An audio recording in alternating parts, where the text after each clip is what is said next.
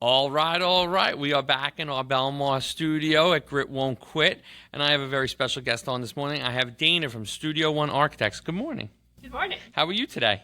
I am so happy to be here. Awesome. I'm happy to have you. I love that you found us on Instagram. You messaged us because we had somebody that had to make a change. They had COVID, so they didn't want to come in, and I was thankful that they didn't come in. So I'm glad you came in because you don't have COVID, which is great. So you're on the Jersey Shore. You're in Asbury. You're right up the road from us, like 10, 15 minutes from here. And what got you into this? Architecture as a whole? Architecture as a whole, but then also on the Jersey Shore. From our pre-conversation, I know that you grew up in Jersey, went to Brooklyn, and now you're back in Jersey. So kind of tell us the story. And you have a surfing background. You like to do so. Kind of go into what happened. How did you end up here, and how did you end up in architect in Asbury Park? Okay, yeah. Being an architect was always something I wanted to do, so that story is from a long time ago. But to speed up the story, I was in Manhattan doing development work as an architect, and they were kind of slowing down on the development side. They wanted to do more property management. So I was talking to an old business partner, Rob, about when we used to work together, and this was 12 years ago. And where were you working with Rob? Hoboken. Oh, cool. And you guys were doing architectural work there? Yes. Okay. Yes. So I was basically interning, and then I left and went to do a whole bunch of things, and then, he contacted me again more recently, and then he sort of recruited us down here, me and my fiance, John. Is John also an architect? No, he's a CPA. Oh, okay. Yeah. But he showed us the lifestyle. He took us surfing. He took us to Porch Fest. He showed us all the things that make Asbury a great place to live. It is a very cool town. Yeah. And then he was also talking about how we can grow the business and do all these great things in a small business environment. So he sold me. He sold you. So how long have you been here? A year. Do you love it? I do. I love it, especially in the summer, obviously. Yep. And it's a whole different lifestyle than Brooklyn. I mean, Brooklyn's got its cool vibes to it too, but I mean, Asbury is a very cool, and Asbury's not just a summer area; it's a year-round area. Yes, and that was something we really liked about it. Like, I think there's always something going on in Asbury, like all the time. All the time. Santa Run. Yep. Porch Fest, Halloween. Yep. It is always something. Like they have the food tasting. Like there's always there's always a fair, or there's always something to do in Asbury. And I think that Asbury has done a great job over the last 15, 20 years to bring in all this new development, all these new restaurants, and it's a very hip place. It is. Yeah, I love it. So, all right. So you're in this business for 1 year. First year of being a business owner now. What do you think of that? It's been a wild ride. Yeah. It's a nice way to put it. You think coming from a corporate environment, you're like, oh, this is going to be easy, small town, like no problem. No. Totally different from what I expected. Yeah. Like I started in corporate 20 years ago, and it was easy. I remember talking to these guys when they first started, and like the problems that they had, and I was like, these can't be real world problems until you own your own business, and they are 100% real world problems. Like there's always something going on. There's always something wrong. There's always something you're fixing or putting out a fire. Like no matter what, like it just is always something to do as a business owner. There's and again, I think that the one good thing sounds like you've done in the first year that I still haven't accomplished in 15 years is you going surfing in the morning. Like that's pretty cool. Like I don't want to go surfing. Just to clarify, I'm not looking to surf, but like looking to do something besides go to work in the morning. You're like you've mastered that. Yeah. That's really cool. I mean, the best time to surf is in the morning. So why is that? It's before, the winds are calmer. Typically there's less crowds. Parking's free. When you came in the door, I didn't take you for a surfer. Yeah, actually I get that a lot. And, I also get, you don't look like an architect. I had a client actually last week. I walked up and they were like, excuse me, can I help you? And I was like, oh, I'm the architect. We agreed to meet. And they were like, I didn't expect you. I could expect, if you came to my house to do architecture, or if I saw you at the beach, I would think that you're more an architect than a surfer. Oh, okay. Maybe it's good. Okay. I think it's good. But I mean, you're probably good at both of them. So now, what kind of architecture do you specialize in? Because I think a lot of people have a misconception. They don't know what an architect really does. Yes. And then there's very different types of architects. And I'd love to hear, what you're doing and so where you specialize in, what you're doing in Asbury. Like Asbury's got a lot of development going on, so there's probably different kind of architects with different kind of work. Yes. So my background, I specialize in multifamily developments, which is obviously happening in Asbury Park a lot right now. But we're still trying to grow the business. So what we're focusing on now is getting those larger clients. But we're starting more with, development, single family, but also bars and restaurants, the hospitality industry. There's a lot of that there. Yes. So we're doing some restaurants locally, and we have a big project located on Fifth Avenue. And you can see the ocean from it. So it's a great property. And it used to be a 5-unit building, and now it's a single-family building. So it's actually the reverse of multifamily. Yep, sure. And now then you work with the GC and the builder, or? So actually in that case, we're also the GC. So we have a separate company that's a GC company, and we do design build in cases where the client wants that service. So now Rob, your partner, he's been in business more than a year, right? Yeah. Okay, because I was going to say you usually don't get design build within the first year out there. Yeah, the company has been around since 2000. So okay, all right, perfect. So that's great. So you have your own guys to do the work, and they can work off the blueprint that you guys produce. Yeah. I mean, it's completely hand in hand. And to be honest, I think that's the way it should be. Having a contractor separately from the architect can be challenging. There's a lot of blame game then. Yes. A lot of he said, she said, because I could see that happening. I think, using a design build firm makes sense, because it's at least one team that's going in there. Exactly. To design it, to look at it, to review it, make any changes to the plan, and get it built. Yeah, exactly. It takes a special kind of client, though, because they have to put full trust in you from start to finish, right? And a lot of people think that the liability is trickier in that case, right? Because if you design it one way and then you build it and you build it incorrectly, and it's the same company, it gets squirrely, then you have like a 2-on-1, like the architect and the GC are going to be like, nah, this is what it was.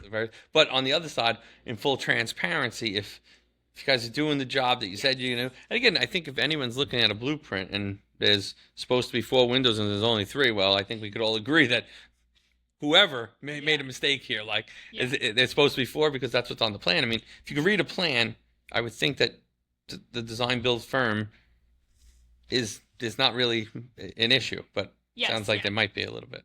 Or is there a trust factor? A customer trust factor, client trust. It's not an issue. It's just, you have to get seeing people to the idea.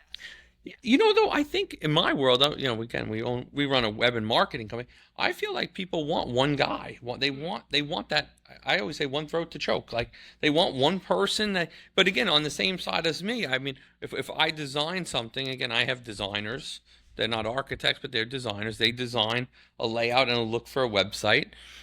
Give it to the client approves, and then I have a build team that comes in behind them and builds that website so that the design is now a website. It's online. So in my world, design build is one and the same. I can't, if we manage 450, 500 websites, if a designer that wasn't part of the Wingman team designed 10 of them, I would say that's a lot. So we're all design build. So I think I think the consumer just has to get there. The client has to understand. I think there's a value in that. I don't think I don't think it's a detriment. I made the joke about, who to blame, but I realistically think that's the value. I think you want one team that's going in and saying, I got the design, I got the build, I got the construction, and at the end of the day, in 6 months, here's your end product. Yeah.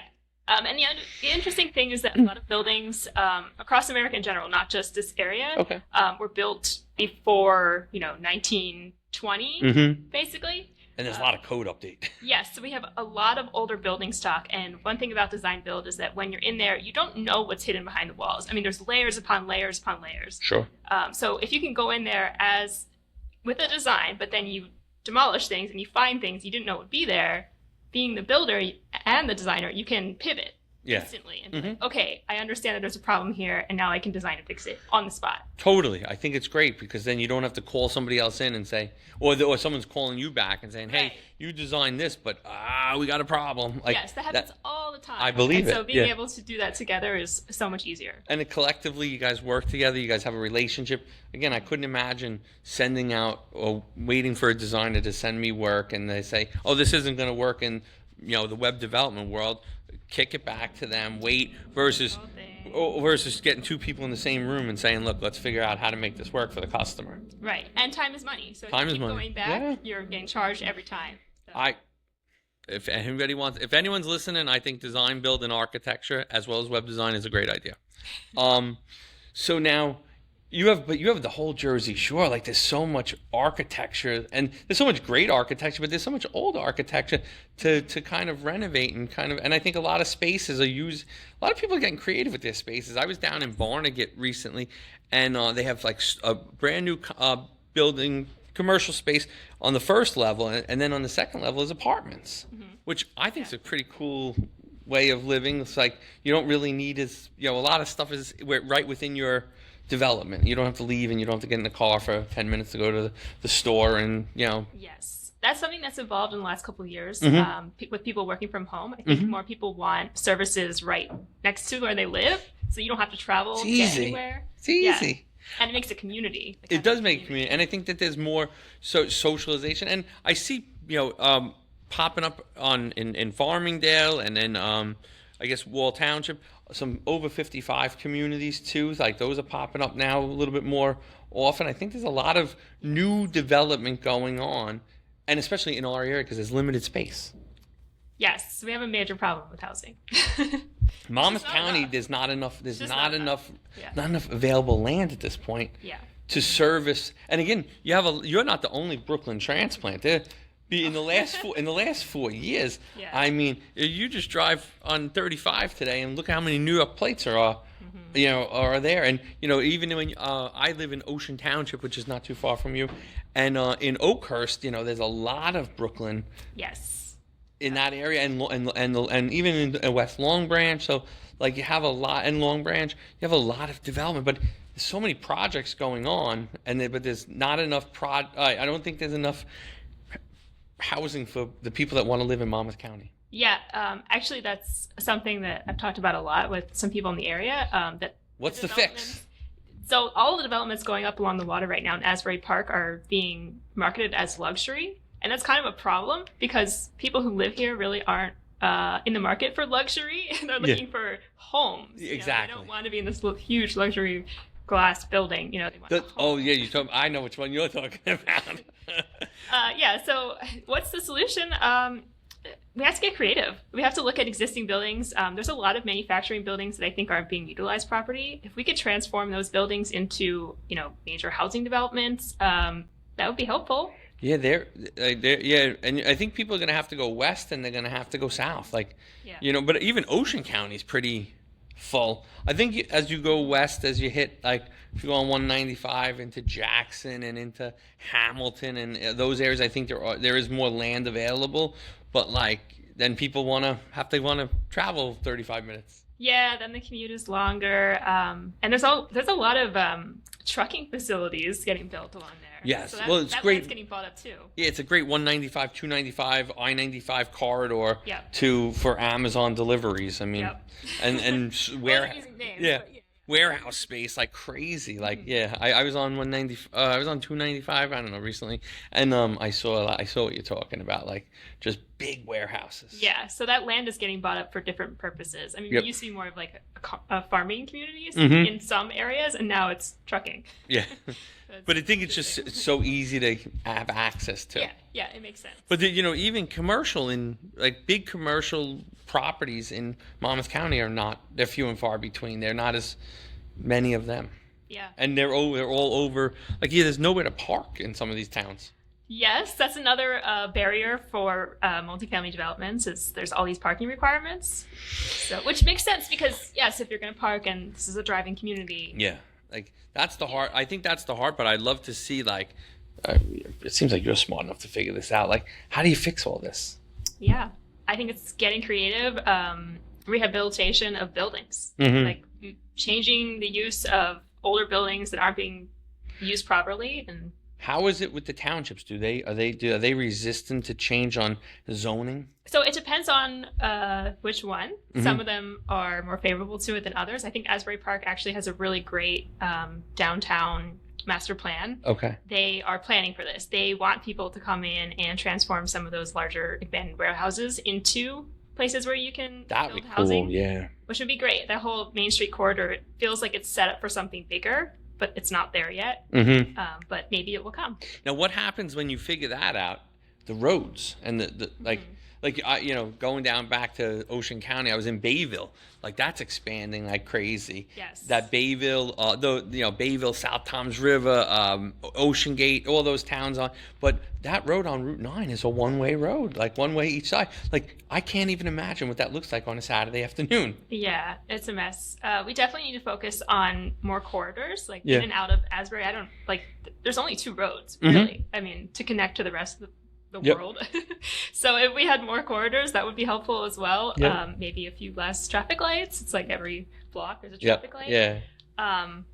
But also bike lanes. I think a lot of people bike around here. Mm-hmm. So, there's a lot of different ways to change the way that we use the community. And So we just got to really work on it, and the towns have to kind of be open to people Yes. like you, so that you guys bring plans in place and then Yes. implement them. Also investors who are open to these ideas. Yep. Because there's opportunity out there. Yep. And now, what about? There's always that question about affordable housing, especially for the people that are under the age of 35. Yes. They grew up on the Jersey Shore. They want to live on the Jersey Shore. They want to have families on the Jersey Shore, but it's expensive to live on the Jersey Shore. Yeah.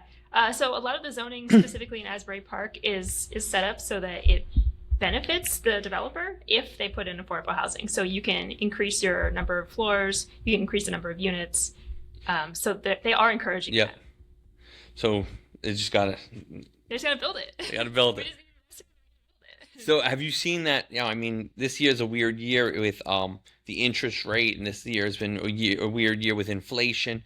But are you seeing that there are investors that are looking for opportunity, or have they kind of pulled back a little? Both. What's your feeling? Yeah, I've seen both. So I think investors are heavily looking. Mhm. It's just that they're more specific about what they're looking for because of Yep. the problems. So they're trying to be very selective and Yeah. fine tune in, whereas in the past it was a little bit It's like, looser go, with the go, money. go. Yeah. It's like let's think about it. Let's look at all of our options before we move forward. Okay, that's fair. On the other side is, though, that is good because, sometimes investors go in head first and they're not thinking about all and then they get an extra bill because something had to be changed, and they're like, oh, what do I do?